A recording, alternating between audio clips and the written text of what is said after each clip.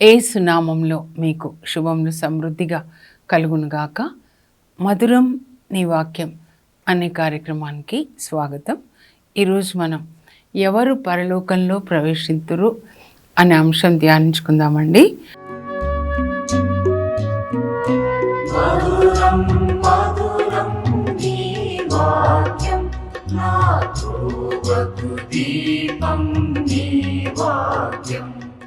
ఎవరు అంటే ఒక్క మాటలో చెప్పాలంటే, ఎవరి పేర్లు జీవగ్రంథంలో వ్రాయబడి ఉన్నవో వారు మాత్రమే పరలోకంలో ప్రవేశిస్తారు అని దర్శన గ్రంథం 21:27 రాయబడి ఉందండి. అంటే ప్రకటన గ్రంథం అన్నమాట.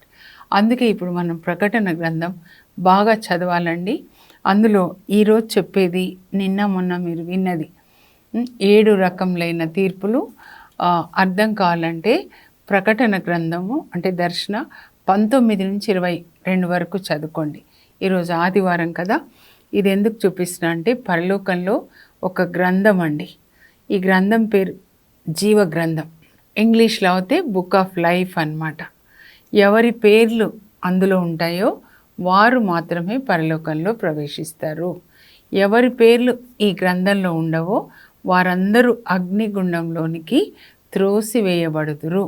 నిన్న మొన్న కూడా మనం విన్నాము, రేపు కూడా అదే వినబోతున్నాం. ఎవరెవరు అగ్నిగుండంలోనికి త్రోసివేయబడతారు రేపు విందాం. ఈరోజు ఎవరు పరలోకానికి వెళ్తారు అంటే జీవ గ్రంథంలో ఎవరి పేర్లు ఉంటే వాళ్ళు. అర్థమవుతుందా? మీరు అలాగే చూడండి, స్క్రీన్ మీద జీవ గ్రంథం అన్నమాట, స్క్రాల్ లాగా ఉంటుంది అందరి పేర్లు. అయితే ఎవరి పేర్లు ఉంటాయి మరి జీవ గ్రంథంలో? పరలోకానికి వెళ్తాం అంటే ఎవరి ఉంటాయి, ఎవరి ఉండవు. ఎవరి ఉంటాయంటే ఈ బైబిల్ గ్రంథము జీవ గ్రంథం. నేను మీతో చెప్పిన మాటలు ఆత్మయు జీవంనై ఉన్నవి, జీవవాక్యం అన్నమాట. ఎవరైతే ఈ వాక్యాన్ని జీవిస్తారో వాళ్ళందరి పేర్లు జీవ గ్రంథంలో రాయబడి ఉంటాయండి. బైబిల్లో దేవుడు చెప్పిన దాన్ని జీవించిన వాళ్ళ పేర్లు జీవ గ్రంథంలో వ్రాయబడి ఉంటాయి. వీళ్ళందరూ పరలోకానికి వెళ్తారు. క్లియర్గా ఉందనుకుంటాను. పరలోకానికి ఎవరు వెళ్తారంటే మళ్ళీ చెప్తున్నాను, జీవ గ్రంథంలో ఎవరి పేర్లు ఉన్నాయో వాళ్ళు. మరి ఎందుకు వాళ్ళ పేర్లే ఉంటాయి అంటే బైబిల్ని, వాక్యాన్ని జీవించిన వాళ్ళు అన్నమాట.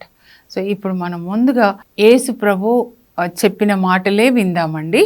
మత్తయి సువార్త 5, 6, 7 అధ్యాయంలో యేసు ప్రభు మొదటి ప్రసంగాన్ని చేస్తారు. కొండ మీద ప్రసంగం అంటారనమాట. పరలోకం నుంచి ఆయన ఎందుకు వచ్చారంటే పరలోకానికి రావాలి, వచ్చేవాళ్ళు ఈ విధంగా జీవించాలని చెప్పడానికి వచ్చారు. ఇది మార్గం, నేనే మార్గం. అంటే నేను ఎలా తండ్రి చిత్తాన్ని చేశానో మీరు కూడా అలా తండ్రి చిత్తాన్ని చేయాలి అని, ఇది తండ్రి చిత్తము అని ఒక ప్రసంగంలో చెప్తారండి. మత్తయి 5, 6, 7. సో అందులో చెప్పినవన్నీ పాటిస్తేనే వస్తారని ఆ ప్రసంగం చివరిలో మత్తయి 7:21 ప్రభు ప్రభు అని నన్ను పిలిచేవాళ్ళు పరలోకానికి రారు. నేను ఇన్ని ప్రార్థనలు చేశాను, ఇన్ని ఉపవాసాలు చేశాను, అవన్నీ దేవుని దృష్టిలో లెక్కలోకి రావు. ఏంటి ప్రార్థన అంటే బైబిల్ దేవుడు ఏం చెప్పారో అది చదవాలి, దాన్ని పాటించాలి, జీవించాలి. మన జీవితం ఏంటంటే క్రైస్తవ జీవితము బైబిల్లో చెప్పింది జీవించడం అన్నమాట. వాళ్ళు అపోస్తులు, పునీతులు అంటాం కదా. ప్రభు ప్రభు అని నన్ను పిలిచేవాళ్ళు పరలోకానికి రారు, కానీ నా తండ్రి చిత్తం చేసేవాళ్ళే పరలోకంలో ప్రవేశిస్తారు. ఆ తండ్రి చిత్తం అంతా కూడా ఆయన బోధిస్తాడండి. తన సొంత మాటలు కాదు, జీసస్ చెప్పింది అనమాట. సో ఇది చాలా క్లియర్గా మీరు మత్తయి 5, 6, 7 అధ్యాయాలు చదవండి. చదివి వాటిని పాటించండి. అది GPS అన్నమాట, లొకేషన్ అంటారు కదా హెవెన్కి. జీసస్ అలాగే చేశారు. ఇంకా హెబ్రీ 5:7 నుంచి, కానీ 8, 9 నేను మీకు చెప్తున్నాను అనమాట. ఏంటి అంటే పౌలు రాస్తాడనమాట, యేసు ప్రభు శ్రమల ద్వారా తండ్రికి విధేయించడం నేర్చుకున్నాడంట. ఈరోజు ఏం చెప్పారు దేవుడు, అది విధేయించారు. మరుసటి రోజు మళ్ళీ విధేయించారు. అంటే మొన్న విధేయించాను, ఈరోజు కాదు అని కాదు. నేను నిన్నటి వరకు విధేయించాను 29 years అంటే అది అయిపోయింది. ఈరోజు మళ్ళీ నేను విధేయించాను.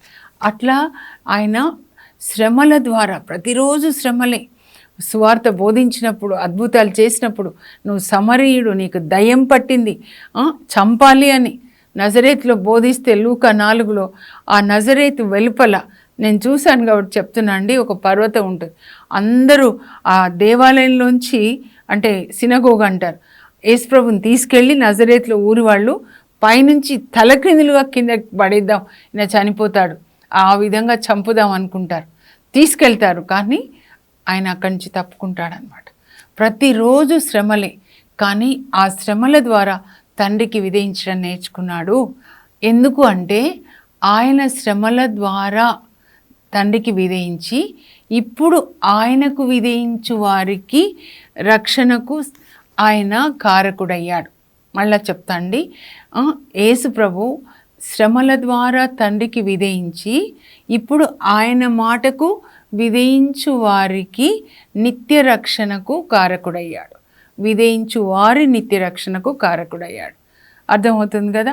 ఆయన దేవునికి విధేయించడం ద్వారా ఎవరికి రక్షణ అంటే అందరికీ కాదండి. ఏదైతే ఇక్కడ చెప్పబడిందో, యేసు ప్రభు చెప్పారో, తండ్రి చెప్పాడో, విధేయించే వాళ్ళకి మాత్రమే రక్షణ, వాళ్ళ పేర్లు మాత్రమే పరలోకంలో రాయబడతాయన్నమాట. అది అందుకే లూకా సువార్త 13వ అధ్యాయం అండి, యేసు ప్రభు పల్లె పల్లెకి, వాడవాడకి వెళ్ళి సువార్త బోధిస్తున్నారంట. ధ్యానిస్తే వాడవాడ, పల్లె పల్లె ఒక దేవుడు ఎంత తగ్గించుకున్నారు. బోధిస్తుంటే ఒక ఆయన అడుగుతాడండి, రక్షణ పొందేవాళ్ళు కొద్దిమందేనా ప్రభు అని అంటే, అప్పుడు ప్రభు అంటారు, ఇరుకు మార్గంలో ప్రవేశించండి. యేసు ప్రభు బోధించిన మార్గం, జీవించిన మార్గము ఇరుకు, శ్రమల మార్గం. శరీరానికి చాలా కష్టంగా ఉంటుంది. ఎందుకంటే శరీరానికి ఎప్పుడు సుఖం అంటే పాపమైందంతా సుఖమేనండి. ఏదేది పాపమో అవంతా సుఖం అన్నమాట. కానీ యేసు ప్రభు చెప్పింది చాలా చాలా కష్టం అండి. పరిశుద్ధాత్మ లేకుండా పాటించలేరు అన్నమాట. కొద్దిమందైనా ప్రభు రక్షణ పొందేదంటే అప్పుడు ప్రభు అంటారు, ఇరుకు మార్గంలో ప్రవేశించండి. చాలామంది ఇరుకు మార్గంలో ప్రవేశించాలని ప్రయత్నిస్తారు, కానీ అది వాళ్ళకి సాధ్యపడదు. యజమానుడు వచ్చినప్పుడు, ద్వారంలో మూసివేయబడినప్పుడు, యేసు ప్రభు ఇప్పుడు వచ్చిన తర్వాత మనం అక్కడికి వెళ్ళడానికి ద్వారాలు అన్నమాట తెరవబడతాయి కదా. లోపలికి వచ్చిన తర్వాత ద్వారాలు మూసివేయబడతాయి. అప్పుడు ప్రభా తలుపు తెరవండి, తలుపు తెరవండి అని అంటే, దుష్టులారా మీరెవరో నాకు తెలీదు అని అంటే, కాదు ప్రభా, ఇదిగో మీరు మా ఊరికి వచ్చారు, మా ఇంట్లో భోంచేశారు ప్రభా, మీరు ఎన్నో అద్భుతాలు చేశారు అని అంటే, నాకు మీరెవరో తెలీదు. దుష్టులు అంటే దేవుని వాక్యం ప్రకారం జీవించకుండా వాళ్ళ శరీర వాంఛల ప్రకారం జీవించేవాళ్ళు అన్నమాట. నాకు తెలీదు అని చెప్తారంట. అనేకులు తూర్పు పడమరల నుండి అనేకులు దేవుని రాజ్యంలో వాళ్ళు విందు చేస్తూ ఉంటే అసలు వారసులైన వాళ్ళు వెలుపల త్రోసివేయబడి అక్కడ వాళ్ళు ఏడ్చుచు పండ్లు కొరుక్కుంటూ ఉంటారంట. నోవాకు కూడా దేవుడు ద్వారం మూసేస్తారండి, నోవా ఓడ. అప్పటి వరకు ఎగతాళి చేస్తూ తింటూ త్రాగుతూ ఉంటారు. నీతోనే మాట్లాడా, 100 సంవత్సరాలు పడుతుందంటండి ఓడ చేయడానికి. ఎందుకంటే ప్రభు ఇలా చెప్పారని అంటే, నీతోనే మాట్లాడా అని వాళ్ళు దేవుడు తలుపు మూసేసి జలప్రళయాన్ని ఇచ్చి అప్పటి వరకు కూడా తింటూ త్రాగుతూ పెళ్ళిళ్ళు చేసుకుంటూ ఉన్నారనమాట. ఎప్పుడైతే ఆ జలప్రళయం ముంచేసి వాళ్ళని నాశనం చేసిందంట, అప్పటి వరకు వాళ్ళకి తెలియలేదు. ఇప్పుడు కూడా అలాగే ఉంటుంది. ఇవి చివరి సమయం అన్నమాట. మన పేర్లు ఉండాలనంటే కూర్చొని బైబిల్ చదువుకోవాలి, వ్యక్తిగతంగా చదువుకోవాలి. మనం చర్చికి వెళ్తాం, వింటాం, చాలా మంచిది. కానీ ఒక్కరుగా కూర్చున్నప్పుడు మనతో పరిశుద్ధ ఆత్మదేవుడు మాట్లాడతారు, ఇది అని బోధిస్తారు. ఆ రిలేషన్ ఉండాలి. ఒక చర్చికి పోవడం రావడం అంటే ఒక ఆచారంలాగా కాకుండా జీసస్తో సొంత రిలేషన్, నా భర్తతో నేను ఎంత క్లోజ్గా ఉంటానో అలాగే యేసు ప్రభు మనకి ఆత్మీయ భర్త.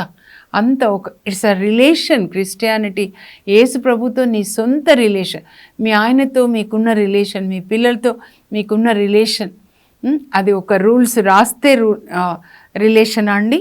మీ పిల్లలతో టైం అయింది 4 o'clockకి మీరు మాట్లాడాలి, మీ భార్యతో మీరు మాట్లాడాలి, ఈ గంట కొడతారు, అది దాన్ని రిలేషన్ అనరండి. ఆ తర్వాత ఇంకా చూడండి యేసు ప్రభు ఏం చెప్తారంటే 2 మాటలు. ఈరోజు గోధుమలు కలుపు గింజలు ఉపమానం కదండి. మత్తయి సువార్త 13వ అధ్యాయం చదివితే పరలోక రాజ్యం ఏంటి, ఆ తర్వాత సాతాను రాజ్యం ఏంటి, దాని గురించి చెప్తారు. విత్తువాడు ఈ లోకంలో విత్తనాలు వేస్తూ ఉన్నాడు. అప్పుడు గోధుమలు వచ్చేసాయన్నమాట. అయితే అందులో కలుపులు కూడా వస్తే ఇవి ఎక్కడి నుంచి వచ్చాయని అడిగితే ఇది పగవాడు చేశాడంటే సాతాను చేసిన పని అని. అప్పుడు వాళ్ళు అంటారు, పని వాళ్ళు, మేము వెళ్ళి కలుపు తీసేయమంటే వద్దు రెంటిని పెరగనివ్వండి, గోధుమలు కలుపులు ప్రక్కనే ఉంటాయన్నమాట. ఎందుకంటే మీరు కలుపులు తీయపోయి నీతిమంతులను కూడా చేస్తారు.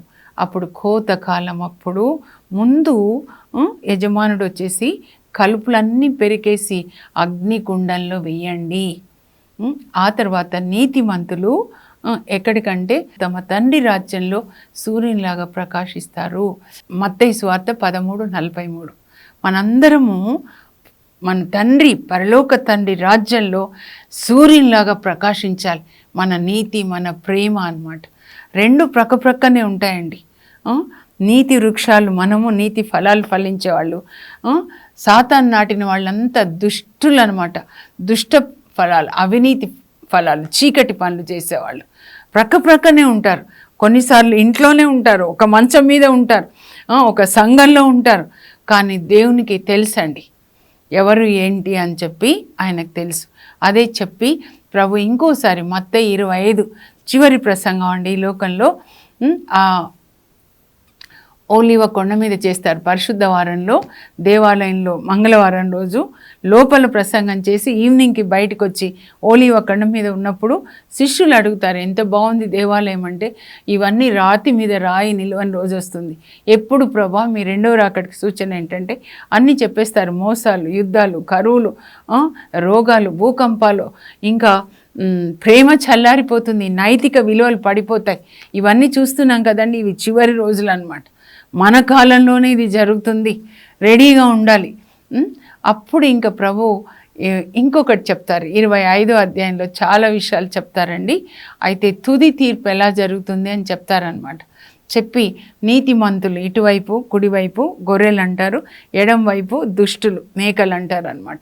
సో వీళ్ళు రండి అంటారు. ఏమంటారంటే వాళ్ళతో, నా తండ్రిచే దీవింపబడిన బిడ్డలారా మీరు రండి, ప్రపంచ ప్రారంభం నుండి మీ కొరకు సిద్ధపబడిన తండ్రి రాజ్యంలో వారసులు కండి అని చెప్తారు. ఎందుకు ప్రభు అనంటే, నాకు ఆకలి వేసినప్పుడు అన్నం పెట్టారు, వస్త్రాలు లేకపోతే వస్త్రాలు ఇచ్చారు, రోగిగా ఉంటే దర్శించారు, చెరసాల్లో ఉంటే పరామర్శించారు, దాహమైనప్పుడు దాహాన్ని తీర్చారు, మరి ఆశ్రయం లేనప్పుడు నాకు ఆశ్రయాన్ని ఇచ్చారు. ఎప్పుడు ప్రభు మేము చేశామంటే, ఈ నా సోదరులలో అతి పేదలకు ఏది చేసినా నాకు చేసినట్లే. అంటే passport and visa to heaven ఏంటంటే the love that we show towards the poorest of the poor. పేదలలో యేసు ప్రభుని చూసి వాళ్ళకి చేసిందే నిజమైన ఆరాధన, వాళ్ళే పరలోకంలో ఉంటారని చెప్పి బాటమ్ లైన్ సమరీ అంటారు. అంటే క్లోజింగ్లో ఏం చెప్తున్నారంటే, ఇటువైపు నీతిమంతులు, ఇటువైపు దుష్టులు అన్నమాట. నీతిమంతులు నిత్య జీవంలోనికి ప్రవేశిస్తారు, దుష్టులు నిత్య శిక్షకి వెళ్ళిపోతారు. దుష్టులు ఏంటంటే ధనికుడు లాజర్లో చూడండి, ధనికుడు ఆయనే తింటున్నాడు, ఆయననే విందులు, ఆయన నేను నేను నేను నేను అంతే. అప్పుడు ఎక్కడికి వెళ్ళారంట, నరకానికి అనమాట. అప్పుడు వాళ్ళతో ఏమంటారు తెలుసా, మీరు చదవాలి తప్పకుండా. ఇదిగో సాతానికి వాడి దూతల కొరకు సిద్ధం చేయబడిన నరకాగ్నిలోనికి వెళ్ళండి. దేవుడు నరకము మన కొరకు కాదండి, మన కొరకు పరలోకం. అందుకే యేసుప్రభు కడరా భోజన సమయంలో 2000 సంవత్సరాల క్రితం చెప్తారు, నేను వెళ్ళి మీకు ఇల్లు కట్టి మళ్ళా వచ్చి మిమ్మల్ని తీసుకెళ్తాను, సిలువలో మన కొరకు మరణించిన తర్వాత అన్నమాట. కనుక ఇవన్నీ మీరు రాసుకోనండి. నీతిమంతులు ఎవరు? మత్తయి సువార్త 25లో 31-46 వరకు ఉంటుంది. ఇంకా నీతిమంతులు ఎవరు అనంటే దేవుని ఆజ్ఞలు పాటించేవాళ్ళండి. నేను ఎప్పుడు నీతిమంతులు అని ఉంది ఇక్కడ. సామెతల గ్రంథంలో నీతిమంతులు, దుష్టులు, కీర్తనల గ్రంథంలో కూడా అలాగే ఉంటుంది అనమాట. ఎవరు నీతిమంతులు ప్రభు అంటే అప్పుడు లూకా సువార్త 1:6. ఇవన్నీ పరిశుద్ధ ఆత్మదేవుడు నాకు బోధించినవి అండి. లూకా 1:6లో ఏమంటుందంటే, సెకారియా ఎలిజబెత్ అమ్మలు దేవుని దృష్టిలో నీతిమంతులై దేవుని ఆజ్ఞలకు లోబడి జీవించిరి. నీతిమంతులు ఎవరంటే దేవుని యొక్క మాట ఆజ్ఞల ప్రకారం జీవించేవాళ్ళు. దుష్టులు ఎవరంటే సొంత వాంఛల ప్రకారం జీవించేవాళ్ళు. 1వ కీర్తనలో కూడా ఉంటుంది, 2 గ్రూప్స్ అనమాట. 2 ways, అప్వర్డ్ అండ్ డౌన్వర్డ్ అనమాట. 2 destinies, పరలోకం నరకం అనమాట. ఎటువైపు ఇక్కడేమో దుష్టులు కూర్చున్న చోటవే ఎగతాళి చేస్తూ వేళాకౌళం చేస్తూ ఉంటారనమాట. వీళ్ళు ధర్మశాస్త్రాన్ని పారాయణం చేస్తూ దాన్ని ధ్యానించుకుంటూ, ధ్యానం అంటే ఇలా కూర్చోవడం కాదండి, మౌనంగా కూర్చొని ధ్యానం, నోటితో వాక్యాన్ని పలకడం, స్పీకింగ్ ద వర్డ్ అనమాట. హీబ్రూ భాషలో మెడిటేషన్ అంటే హగ్గా HAGH అంటే speaking the word with the mouth అనమాట. అట్లా అప్పుడు వాళ్ళు ఎప్పుడు ఆకులు వాడకుండా ఉండే చెట్టులాగా పచ్చగా ఉంటారు. వాళ్ళ పనులన్నీ కూడా విజయవంతం అవుతాయని మొదటి కీర్తనలో ఉంటుందండి. ఇంకా ఆ తర్వాత ప్రకటన గ్రంథం, దర్శన గ్రంథానికి వెళ్దామండి. ఇప్పుడు మనం చివరి గ్రంథమే జరుగుతుంది కనుక ఇక్కడి నుంచి ఇక్కడి వరకు చదవాలి, పాటించాలి. కనీసంగా తండ్రి దేవుడు సినాయి పర్వతం మీద బోధించిన 10 ఆజ్ఞలు నిర్గమకాండ 20లో ఆయనే బోధిస్తాడనమాట. తర్వాత యేసు ప్రభు బోధించిన మొదటి ప్రసంగం, 5 ప్రసంగాలు ఉంటాయండి మత్తయి సువార్తలో. ఆ మత్తయి సువార్త ఒక్కటి చదివి జీవిస్తే మనందరము పరలోకానికి వెళ్తాం. మన పేర్లు జీవగ్రంథంలో వ్రాయబడి ఉంటాయి. ఏంటి అని తెలుసుకోనండి. ఏదైనా మనం తెలుసుకుంటాం. అమెరికా పోవాలంటే రూల్స్ ఏంటి అన్నీ మారిపోయాయి చెప్తూ ఉంటారు. అన్నీ ఒబే అవుతాం కదా. లేకపోతే ఎయిర్పోర్ట్ దగ్గర చాలా అడుగుతారు కదండి. డైరెక్ట్గా ఏం ప్రిపరేషన్ లేకుండా ఎయిర్పోర్ట్ దగ్గర వెళ్ళి నాకు తెలీదు అని అంటే లోపలికి వెళ్ళాం కదా. అలాగే హెవెన్కి ప్రిపేర్ కండి. ఇంకా ప్రకటన గ్రంథంలో నాకు ఇష్టమైనదండి ఏంటంటే, యోహాను పరిశుద్ధాత్మతో నింపబడిన తర్వాత ఆయన ఆత్మని పరిశుద్ధాత్మ పరలోకాన్ని తీసుకెళ్తారండి. మన శరీరం ఇక్కడే ఉంటుంది. ఇప్పుడు 7వ అధ్యాయం అనమాట. అక్కడ అని చూస్తుంటాడు యోహాను. తండ్రి దేవుడు సింహాసనం మీద కూర్చున్నాడు. ఆయనకి ఇరువైపులా 24 పెద్దలు సింహాసనాల మీద ఉన్నారు. తర్వాత తండ్రి దేవుని ఎదుట అక్కడ తెల్లని వస్త్రాలు ధరించుకొని చాలామంది, చాలా గొప్ప జన సమూహం, అన్ని దేశాల వాళ్ళు, అన్ని జాతుల వాళ్ళు ఉన్నారంట. పరలోకంలో అందరూ ఉంటారండి మనస్సాక్షి ప్రకారం జీవించిన వాళ్ళు. మట్టలు పట్టుకొని దేవుని స్తుతిస్తున్నారు. ఈ సింహాసనాసీనుని వల్ల, ఈ గొర్రెపిల్ల వల్ల మాకు రక్షణ కలుగుతుంది. వాళ్ళిద్దరిని గురించి అక్కడ వాళ్ళు దేవుని స్తుతిస్తూ ఉన్నారు, వాళ్ళిద్దరిని స్తుతిస్తున్నారు. అప్పుడు యోహాను అక్కడ పరలోకానికి వెళ్ళాడు కదా. అప్పుడు అడుగుతాడనమాట, ఆ 24 పెద్దలు ఒకరు, వీళ్ళందరూ ఎవరు తెల్లని వస్త్రాలు వేసుకొని మట్టలు పట్టుకొని దేవుని స్తుతిస్తున్నారు ఎవరయ్యా అంటే, అప్పుడు యోహాను అంటాడు, మీకే తెలుసు, మీరు కదా ఇక్కడ ఉంది, నేను కింద నుంచి వచ్చాను. వీళ్ళందరూ చూడండి ఏమంటాడంటే 7:14లో, వీళ్ళు భూమి మీద మహాశ్రమలను దాటి వచ్చిన వాళ్ళు, శ్రమల మార్గంలో వచ్చిన వాళ్ళు, గొర్రెపిల్ల రక్తంలో తమ వస్త్రాల్ని కడుక్కున్నవాడు. యేసు రక్తంలో కడగబడాలి మనం. శ్రమలు, యేసు ప్రభు చెప్పిన నీతి మార్గంలో నడవాలంటే పరిశుద్ధ ఆత్మ లేకుండా చేయలేమండి. కంటితో పరాయి స్త్రీని చూస్తే పాపం, అది వ్యభిచారం అని చెప్తాడు. అంటే ఇప్పుడు అట్లా చూస్తే ఎలా అండి? ఇప్పుడు అవన్నీ మనం చూస్తే రేపు చూద్దాం ఎవరెవరు వెళ్తారో అగ్నిగుండంలో. కానీ మనం ఎవరు వెళ్ళకూడదండి. అందుకే ఆయన పరలోకం నుంచి వచ్చాడు. అందరం కూడా బైబిల్ గ్రంథం చదువుకొని వాక్యము నీటిలాగా మనల్ని నీళ్ళతో స్నానం చేసుకొని వస్తాం కదా, అలాగే మన ఆత్మని, మనస్సు, శరీరం కూడా. శరీరం అంటే ఈ 3 విండోస్, ఐస్, టంగ్, ఇవి. ఈ 3 కూడా ఎప్పుడు వాక్యం అనే నీళ్ళతో కడుగుతూనే ఉండాలి. వాక్యం మీకు అర్థం కానీ అర్థం కాకపోయి, కొన్ని అర్థం కావు, నాకు కూడా చాలా ఉన్నాయి. మనం ఎంత విధేయత చూపిస్తే అంతగా మనకి బోధిస్తూ ఉంటారనమాట అందులో రహస్యాలు. సో ఏం చూస్తాడు అక్కడ యోహాన్ అంటే, చాలా మందిని చూశాడు. అన్ని దేశాల వాళ్ళు అక్కడ ఉన్నారు. అందరూ కాదు కానీ ఉన్నవాళ్ళు అన్ని దేశాలకు చెందినవాళ్ళు. వీళ్ళు ఎవరు అంటే ఈ లోకంలో చాలా శ్రమలని దాటి వచ్చారు. తర్వాత యేసు రక్తంలో వాళ్ళని కడుక్కున్న వాళ్ళు. యేసు రక్తంలో కడుక్కుంటే పరలోకానికి వస్తామండి. మన పాపాలన్నీ కూడా యేసు రక్తము మనల్ని ప్రతి పాపం నుంచి కడిగేస్తుంది.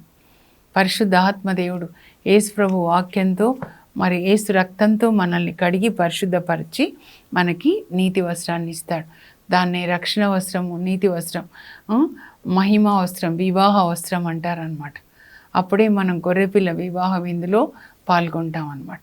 ఇంకా చివరండి 22 అధ్యాయం ప్రకటన గ్రంథంలో 22 మీరు ఇది చదువుకోండి, చాలా బాగుంటుంది. చివరిలో 22 అంటే 20 పరలోకానికి వెళ్ళిపోయినారనమాట, తీసుకెళ్ళిపోయినారు. జీవ గ్రంథంలో పేర్లు ఉన్న వాళ్ళందరినీ యేసుప్రభు కుడి ప్రక్కన నీతిమంతులు అన్నారు కదా, పరలోకాన్ని తీసుకెళ్లారు. పరలోకంలో అక్కడ వాళ్ళ సింహాసనం క్రింద నుంచి జీవజల నది ప్రవహిస్తూ ఉంది. దానికి ఇరువైపులా జీవవృక్షాలు ఉన్నాయి. వీళ్ళు అక్కడ జీవవృక్ష ఫలాల్ని ఆస్వాదిస్తున్నారనమాట. అయితే ఆ చివరిలో ఒక మాట అండి 22:14లో ఏం చెప్తున్నారంటే, ఎవరైతే వాళ్ళ వస్త్రాల్ని కడుక్కున్నారో, అంటే వాళ్ళ ఆత్మ యేసు రక్తంలో, యేసు వాక్యంలో ఇలా కడుక్కున్న వాళ్ళు, యేసు రక్తంలో కడగబడిన వాళ్ళే ఆ పరలోకంలో ప్రవేశించి జీవవృక్షపు జీవ ఫలాల్ని తినడానికి అర్హులు అని. అంటే 2 వాక్యాలు కనెక్షన్తో చెప్తున్నా అండి. ఇప్పుడు నేను చదువుతాను, మీరు స్క్రీన్ మీద చూసి దయచేసి రాసుకునండి. ఇది చాలా ముఖ్యమైనది. ఎవరు పరలోకంలో ప్రవేశించుదురు? గొర్రెపిల్ల యొక్క జీవ గ్రంథంన ఎవరి పేర్లు వ్రాయబడి ఉన్నవో వారు మాత్రమే పరలోకంలో ప్రవేశింతురు. ప్రభు ప్రభు అని నన్ను పిలుచు ప్రతివాడును పరలోక రాజ్యంలో ప్రవేశింపడు గాని పరలోకమందున్న నా తండ్రి చిత్తం చేయువాడే పరలోకంలో ప్రవేశించును. మత్తయి 5, 6, 7 అధ్యాయాల్లో చెప్పిందంతా పరలోక తండ్రి చిత్తం అండి, మనం ఎలా జీవించాలని. యేసు బోధనలను విధేయించు వారికి రక్షణ, వారు మాత్రమే పరలోకానికి వస్తారు. ఆయన దేవుని పుత్రుడై ఉండి తాను పొందిన శ్రమల ద్వారా విధేయతను నేర్చుకొనెను. మరియు ఆయన సంపూర్ణ సిద్ధి పొందినవాడై తనకు విధేయులకు వారందరి నిత్య రక్షణకు కారకుడాయెను. విధేయత ద్వారా యేసు ప్రభు విధేయించే వాళ్ళకి రక్షణ తెచ్చాడండి, అందరికీ కాదు. నీతిమంతులు తమ తండ్రి రాజ్యంలో సూర్యుని వలె ప్రకాశిస్తారు. నీతిమంతులు నిత్య జీవంలో ప్రవేశింతురు. ఎవరి నీతిమంతులు?